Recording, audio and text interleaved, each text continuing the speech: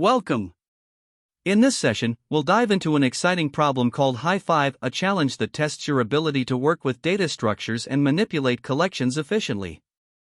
Stick around as we explore the problem, break it down step by step, and discuss optimal solutions. Let's get started. In this problem, we are tasked with organizing and analyzing a set of student scores. Each entry in the input list includes two integers, the student ID, which uniquely identifies a student, and the score, representing a student's performance in a test. What we need to do is compute the average of the top 5 scores for each student. Once we have the averages, we return a list of pairs where each pair includes the student ID and their average score. Importantly, the average must be rounded down to the nearest integer. Additionally, the final result should be sorted in ascending order by student ID, ensuring consistency in the output format. Now, let's consider an example to better understand this problem. Suppose the input list of scores is given as items equals 1, 91, 1, 92, 2, 93, 2, 97, 1, 60, 2, 77, 1, 65, 1, 87, 1, 100, 2, 100, 2, 76. Here, student 1 has the scores 91, 92, 60, 65, 87, and 100. To calculate their average, we first pick the top 5 scores, which are 100, 92, 91, 87, and 65. Adding these together and dividing by 5 gives an average of 87. Similarly, for student 2, their scores are 93, 97, 77, 100, and 76. Their top 5 scores are 100, 97, 93, 77, and 76, resulting in an average of 88. Hence, the output for this example is 1, 87, 2, 88, where the pairs are sorted by student ID. Let's explore another example where the input is items equals 1, 50, 1, 50, 1, 50, 1, 50, 1, 50, 1, 50, 2, 100, 2, 100, 2, 100, 2, 100, 2, 100. For student 1, all their scores are 50, so the top 5 scores are simply 50, 50, 50, 50, and 50. The average of these scores is 50. For student 2, all their scores are 100, so the top 5 scores are 100, 100, 100, 100, and 100, with an average of 100. Therefore, the output is 1, 50, 2, 100. This example highlights that when all scores are identical, the average is simply the identical score value. Now, consider a more balanced example where the input is items equals 1, 85, 2, 90, 1, 92, 2, 88, 1, 88, 2, 95, 1, 91, 2, 89, 1, 87, 2, 94. For student 1, their scores are 85, 92, 88, 91, and 87. The top 5 scores in descending order are 92, 91, 88, 87, and 85, and the average of these scores is 88. For student 2, their scores are 90, 88, 95, 89, and 94. Sorting these gives the top 5 scores as 95, 94, 90, 89, and 88, and their average is 91. Thus, the output in this case is 1, 88, 2, 91. This example demonstrates how to handle a mix of scores that require sorting. Finally, let's discuss some constraints and edge cases. The constraints specify that each entry in the items list will always have exactly 2 integers, the student ID and the score. Both values will be between 1 and 10,000, and every student will have at least 5 scores. For edge cases, we should confirm that the function handles situations like all students having the same scores, a large number of students, scores that are already sorted, and scores in a completely random order. For instance, if all scores are identical, the average should match the identical score. For a large number of students, the function must remain efficient. When scores are already sorted, the algorithm should still work correctly, and when scores are unsorted, the sorting mechanism must handle them accurately. These considerations ensure the solution is robust and performs well under various scenarios. To solve the problem of calculating the average of the top 5 scores for each student, we first considered a brute force approach. Here, the idea is straightforward: iterate through the list of scores, group them by student ID, then sort the scores for each student in descending order. From these sorted scores, we select the top 5, compute the average, and repeat this for all students. However, the downside lies in its inefficiency. Sorting the scores for each student is computationally expensive, especially as the number of students and scores grows. The time complexity is approximately m*k log k, where m is the number of students and k is the number of scores per student. While simple to implement, this approach struggles with scalability, making it less suitable for larger datasets. To address these shortcomings, we explored an optimized approach using a min-heap. By leveraging a dictionary to map each student ID to a min-heap, we can dynamically maintain the top 5 scores for each student as we process the data. If a new score causes the heap to exceed 5 elements, we remove the smallest score. This ensures the heap always contains only the top 5 scores. The advantage of this strategy is its efficiency. Operations on the heap are constant time, and the overall complexity is n, where n is the total number of scores. This makes it a significant improvement over the brute force method, especially for large datasets. An alternative approach involves sorting the entire input list once by student ID and then by score in descending order. After sorting, we can group the scores by student ID and directly pick the first 5 scores for each student to compute their average. This method has a time complexity of n log n, due to the initial sorting step, with additional linear complexity for grouping and averaging. While this approach is more efficient than the brute force method, it is still less optimal than the min-heap approach for larger datasets. The primary drawback is that sorting the entire dataset up front may not be as flexible or efficient, especially when the input size grows significantly. Given these considerations, the optimized approach using a min-heap stands out as the most practical solution. It strikes a balance between efficiency and simplicity, ensuring only the top 5 scores are stored for each student without redundant operations. By focusing on minimizing unnecessary computations, this approach scales effectively for large datasets, making it the preferred choice. The key insight here is that we only need to retain the top 5 scores for each student as we process the data, and the min-heap allows us to achieve this in an efficient and straightforward manner. When comparing the 3 approaches, the brute force method is clearly the least efficient, as it struggles with scalability due to its repeated sorting operations. The sorting once method improves on this by eliminating the need for repeated sorts, but its higher complexity of n log n makes it less optimal for very large datasets. On the other hand, the min-heap approach offers the best trade-off between performance and code clarity. With a time complexity of n, and the ability to handle large datasets efficiently, it is both scalable and practical. Moreover, the min-heap's design ensures that we only store what is necessary, the top 5 scores for each student, while discarding irrelevant data. This strategic balance of efficiency, simplicity, and scalability solidifies the min-heap as the optimal solution for this problem. To solve the high 5 problem, we need to compute the top 5 average scores for each student, using a list of scores where each entry consists of a student ID and a score. The output should be a list of pairs, where each pair contains a student ID and their top 5 average score, rounded down to the nearest integer. We begin by organizing the scores by student ID. This is done by iterating through the input list and grouping scores for each student using a dictionary. The student ID serves as the key, and the value is a list of scores associated with that ID. If a student ID is encountered for the first time, we initialize an empty list for that student before appending their score.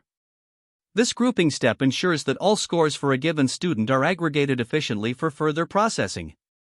Once we have grouped the scores, the next step is to compute the top 5 scores for each student. For this, we take the list of scores associated with each student ID, sorted in descending order, and select the first 5 scores. If a student has fewer than 5 scores, we simply use all available scores. After selecting the top 5 scores, we calculate their average. The average is computed by summing the top 5 scores and dividing by the count of those scores. To meet the problem's requirements, we round the average down to the nearest integer, which can be achieved using integer division or the math.floor function. Finally, we format the output by creating a list of pairs where each pair consists of a student ID and their corresponding top 5 average. This formatted list is returned as the solution to the problem. To ensure the solution is efficient and meets the requirements, we use specific data structures and optimizations. A dictionary is used to group scores by student ID, providing fast lookups and updates. Lists are used to store scores for each student, which are then sorted and sliced to extract the top 5 scores. The final output is represented as a list of tuples, where each tuple contains a student ID and the top 5 average score. For optimization, instead of sorting all scores for a student, we can use a min-heap to maintain only the top 5 scores dynamically. This reduces the overhead of sorting, especially for large input sizes. Additionally, integer division is preferred for rounding down the average, as it is faster than using functions like math.floor. The pseudocode illustrates these steps, starting with grouping scores by student ID using a default dict. The pseudocode continues with the computation of the top 5 average for each student. First, the scores for each student are sorted in descending order, and the top 5 scores are selected using slicing. The average of these scores is calculated by summing them and dividing by the count, with the result rounded down using integer division. Finally, a pair consisting of the student ID and the computed average is added to the result list. This process is repeated for all students in the dictionary. When all calculations are complete, the result list containing the top 5 averages for all students is returned. This step-by-step approach ensures that the solution is both correct and efficient, adhering to the problem's requirements for grouping, sorting, averaging, and formatting. To see this algorithm in action, let's walk through an example. Given the input list of scores, we first group them by student ID, resulting in a dictionary where the keys are student IDs and the values are lists of scores.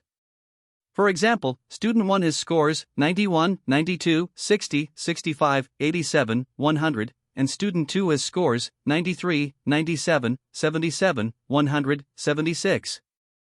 Next, we sort these scores in descending order and select the top 5 for each student. For student 1, the top 5 scores are 100, 92, 91, 87, 65, and for student 2, they are 100, 97, 93, 77, 76. The averages of these top scores are calculated as 87 for student 1 and 88 for student 2, using integer division to round down. The output is then formatted as a list of pairs, 1, 87, 2, 88. This demonstrates how the algorithm handles grouping, sorting, averaging, and formatting to generate the correct output. This Python implementation solves the LeetCode problem number 1086-5 by calculating the average of the top 5 scores for each student. ###line-by-line explanation. 1. Imports * the default dict from collections is used to group scores by student ID, and Heap is used for efficient management of the top 5 scores. 2. High5 method * this method takes a list of student_ID score pairs as input. 3. Grouping scores by ID * using a default dict list scores are grouped by student ID. For each score, we push it into a min heap for the respective student ID. This ensures the heap always contains the smallest scores at the root. For maintaining top 5 scores * if the heap size exceeds 5 after pushing a score, the smallest score, root, is removed using heap.heapPop. This ensures only the top 5 scores are retained in the heap for each student. 5. Sorting and averaging * after processing all scores, the student IDs are sorted to ensure the output follows ascending order. For each student, the average of the top 5 scores is calculated by summing up the elements in their heap and performing integer division by 5. 6. Building the result * each student's ID along with their calculated average is appended to the result list. 7. Returning the result * finally, the result list, containing student_ID, average, for each student, is returned. ### key features. Efficiency * the use of heaps ensures that managing the top 5 scores per student is efficient, with each operation on the heap taking O log 5 equals O1.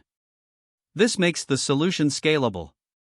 Sorting * student IDs are sorted, as required, to ensure the output order is consistent.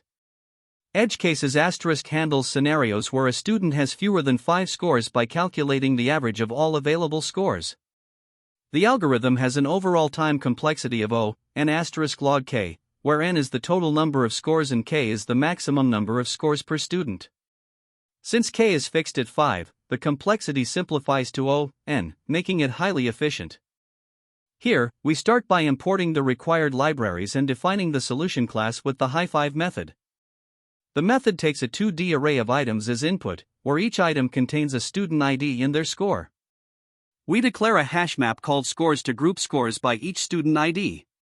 The map associates each student ID with a priority queue, which will help us efficiently manage the top 5 scores for each student. We then iterate through the input array. For each item, we extract the student ID and the score. If the student ID is not already in the map, we initialize a new priority queue for it. This priority queue acts as a min heap, ensuring that the smallest score is always at the top. We add the current score to the min heap, and if the heap size exceeds 5, we remove the smallest score to maintain only the top 5 scores for that student. This way, the min heap always contains the highest 5 scores, which are necessary for calculating the average later on. Finally, we prepare an array list called result to store the final output. Next, we calculate the average of the top 5 scores for each student. We loop through the keys in the scores map, where each key represents a student ID. For each student ID, we retrieve their corresponding priority queue, which contains their top 5 scores. We initialize a sum variable and iterate through the scores in the priority queue, adding each to the sum. Once we have the total, we calculate the average by dividing the sum by the size of the priority queue. This average is then added to the result list as a new array containing the student ID and their average score. After processing all students, we sort the result list by student ID in ascending order to ensure the output is properly organized. Finally, we convert the list into a 2D array and return it as the output of the method. This completes the implementation, and the returned array contains each student's ID along with their average of the top 5 scores. In this problem, we need to calculate the average of the top 5 scores for each student based on a list of scores where each score is paired with a student ID. To solve this, we group the scores by their respective student IDs. For each student, we keep track of only their top 5 scores using a data structure called a min heap. The min heap helps us efficiently maintain the highest scores as we process each student's data. Once we have the top 5 scores for every student, we compute their average and store the results. Let's start by looking at a basic example to understand how this works. The input here is a list of score pairs: 1, 91, 1, 92, 2, 93, 2, 99, 1, 60, 1, 65, 1, 87, 2, 100, 2, 76. Initially, we create an empty default dict called scores to group scores by student IDs and an empty list called result to eventually store our output. This sets up the foundation for processing the scores. Now we process the scores one by one, updating the heaps for each student. For student 1, we add their scores in sequence, first 91, then 92, and so on. Each time we add a score, we adjust the heap to maintain at most 5 entries. For example, when we add 60, the heap for student 1 becomes 60, 92, 91, and as more scores are added, it grows to 60, 65, 91, 92, 87. Similarly, for student 2, we go through their scores, starting with 93 and 99, and eventually ending with a heap of 76, 93, 100, 99. After processing all the scores, we calculate the average for each student. For student 1, the top 5 scores are 60, 65, 91, 92, 87, which gives an average of 79. For student 2, since they only have 4 scores, the average is calculated as 92. The final output for this example is 1, 79, 2, 92. Now let's explore an edge case where all the top 5 scores are identical. In this example, the input is 1, 100, 1, 100, 1, 100, 1, 100, 1, 100, 1, 50. Here, student 1 has 5 scores of 100 and an additional score of 50. As we process the scores, the first 5 scores of 100 are added to the heap, resulting in 100, 100, 100, 100, 100. When we encounter the score of 50, the heap already contains 5 scores, so we add 50 and then immediately remove the smallest score. Since 50 is the smallest, it's removed, and the heap remains 100, 100, 100, 100, 100. When calculating the average, the top 5 scores are 100, 100, 100, 100, 100, and their average is 100. The output for this example is 1, 100. This demonstrates how the min heap ensures that only the highest scores are retained, even when additional lower scores are encountered. Finally, let's consider an example with multiple students who each have a sparse number of scores. The input is 1, 65, 2, 70, 1, 75, 2, 80, 3, 90. Here, student 1 has scores 65 and 75, student 2 has scores 70 and 80, and student 3 has a single score of 90. For each student, we use the heap to track their scores. For student 1, the heap becomes 65, 75. For student 2, the heap updates to 70, 80. For student 3, the heap contains 90, since they only have one score. When calculating averages, student 1 has an average of 70, derived from 65 plus 75, // 2. Similarly, student 2's average is 75, and student 3's average is 90. The final output for this example is 1, 70, 2, 75, 3, 90. This case highlights how the solution handles varying numbers of scores per student while still calculating accurate averages.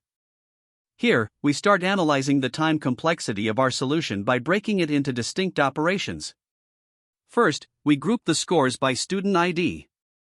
This involves iterating through the items list, which has a time complexity of O(n), where n is the total number of student score pairs.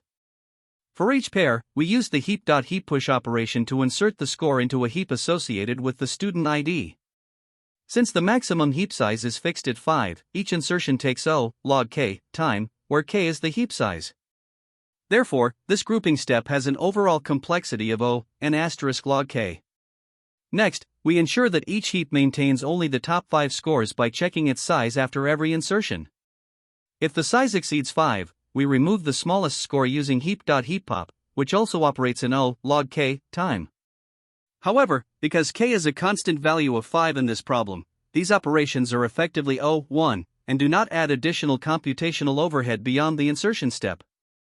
Now, let's move on to calculating averages for each student. This starts with sorting the keys, which are the student IDs, in the scores dictionary. Sorting these keys takes O(m * log m) time, where m is the number of unique student IDs. After this, we iterate through each student to calculate their average. Since we only sum the top 5 scores for each student, this step takes constant time per student, resulting in an O(m) complexity overall. Combining all these steps, the dominant term arises from processing the scores, which takes O(n * log k. Adding the time complexities of sorting student IDs, O(m * log m), and calculating averages, O(m), the final time complexity becomes O(n plus m * log m). It's worth noting that since k is fixed at 5, the O log k term simplifies to a constant, leaving us with this final result. Next, we consider the space complexity of the solution, which depends on several factors. First, the scores dictionary uses space to store a heap for each unique student ID. Each heap contains at most 5 scores, so if there are m students, the total space required for storing these heaps is O(m * k). Since k is constant at 5, this simplifies to O(m). Additionally, sorting the student IDs requires O(m) extra space for the keys. The result list, which holds the final output, also requires O(m) space since it contains an entry for each student. Finally, the heap operations themselves use O(1) auxiliary space per operation, which does not contribute to overall complexity. When we combine these components, the total space complexity is determined to be O(m), as this is the dominant term. When comparing this approach to a brute force method, we see clear advantages. In a naive solution, we would group all scores for each student, sort the scores in descending order, and explicitly pick the top 5. This brute force method would involve O(n plus m * k log k time, where k is the number of scores per student, and O(n plus m * k space. By contrast, our optimized solution uses heaps to dynamically maintain the top 5 scores for each student, avoiding the need to sort all scores explicitly. This results in significantly improved efficiency. Additionally, whether we consider the best, average, or worst case, the complexity of our solution remains O(n plus m * log m). This is because the operations, such as heap insertion and sorting, scale consistently with the input size, regardless of distribution. Finally, let's confirm the mathematical reasoning behind the big O complexity. For each score, we perform heap push and, occasionally, heap pop operations, both of which run in O log k time. Since k is constant at 5, these operations effectively take constant time. As a result, processing all scores takes linear time and n. Sorting the m student IDs contributes an additional O, m asterisk log m, complexity. Since the number of unique students, m, is typically much smaller than the total number of scores, n, the overall time complexity is dominated by O, n. Therefore, the final time complexity is O, n plus m asterisk log m. For space complexity, the dominant term arises from storing the heaps for each student, which is O, m. These results confirm that our optimized solution is both time and space efficient for the problem. When solving the high 5 problem, there are a few common mistakes to watch out for. First, sorting scores in ascending order instead of descending can lead to incorrect results. Since we're interested in the top 5 scores for each student, failing to sort in descending order means you might end up averaging the lowest scores instead, which is not what the problem asks for. Another frequent issue is using integer division rather than floating point division when calculating averages. Integer division truncates the result, which causes inaccuracies, especially when the average includes decimals. Additionally, be cautious about inefficient grouping approaches. For example, using nested loops to group scores by student ID can lead to O, n squared, time complexity, which is highly inefficient for large datasets. Instead, you should use dictionaries to achieve O, n, complexity. Finally, don't overlook edge cases, such as students with fewer than 5 scores.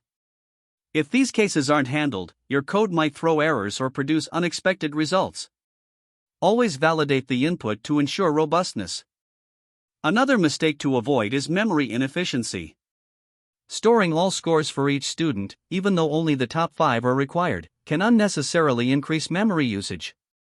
A better approach is to use min heaps or prune scores early to optimize memory. Now, from an interview perspective, focus on trade-offs between time and space complexity. For instance, sorting scores is straightforward but may be less efficient than using a heap for maintaining the top scores dynamically. Also, leveraging a dictionary to group scores by student ID is a highly efficient and commonly used pattern in problems where grouping or frequency counts are needed. Always be ready to discuss edge cases with your interviewer, such as handling students with fewer than 5 scores, duplicate IDs, or even empty input. If optimization is discussed, you can suggest using a min heap to dynamically maintain the top 5 scores without needing to sort the entire list. Finally, try to connect this problem to real-world applications, like calculating top performer averages in schools or businesses, to show your understanding of how algorithms can solve practical challenges. This problem also shares similarities with several other LeetCode problems, particularly those involving heaps and top K selection techniques. For example, LeetCode 692, top K frequent words, uses heaps to efficiently maintain a limited size subset of elements. Similarly, LeetCode 347, top K frequent elements, focuses on extracting the top K elements efficiently, again leveraging heap-based methods. Another related problem is LeetCode 973, K closest points to origin, which emphasizes optimizing the selection of K elements with minimal computational overhead. Lastly, LeetCode 1046, last stone weight, demonstrates a different application of heaps where elements are dynamically processed. By practicing these problems, you can strengthen your understanding of heap-based solutions and their versatility in solving a variety of challenges. To solve the high 5 problem, there are several alternative approaches to consider, each with its own trade-offs. The min-heap approach is a highly efficient choice. For each student, you maintain a heap of size 5. As you process scores, you add each new score to the heap and remove the smallest if the heap size exceeds 5. This method achieves a time complexity of O, n log 5, which simplifies to O, n, and it's particularly memory efficient. Another approach is sorting-based. Here, you group scores by student, sort each group in descending order, and take the top 5 scores. While simpler to implement, this method has a time complexity of O, n log n, due to the sorting step, making it less efficient for large inputs. A more advanced option is partial sorting using the quick select algorithm, which can find the top 5 scores without fully sorting the list. This approach has an average time complexity of O, n, making it more efficient than full sorting, but it's also harder to implement, especially in an interview setting. Choosing the right method depends on the constraints and the context of the problem. Great job! Let's wrap up. Today, we tackled the high 5 problem, exploring how to group and process data with hash maps and sorting. Remember the importance of optimizing for both time and space in your solutions, and always practice breaking down problems into manageable steps. Thanks for watching, and don't forget to like and subscribe for more content. See you next time. That's the end of this tutorial. I hope you found this explanation helpful for understanding the solution to this LeetCode problem. If you enjoyed this content, please consider subscribing to the channel for more coding tutorials and solutions. Feel free to leave a like if this video helped you, and don't hesitate to comment with any questions you might have. Thanks for watching, and happy coding!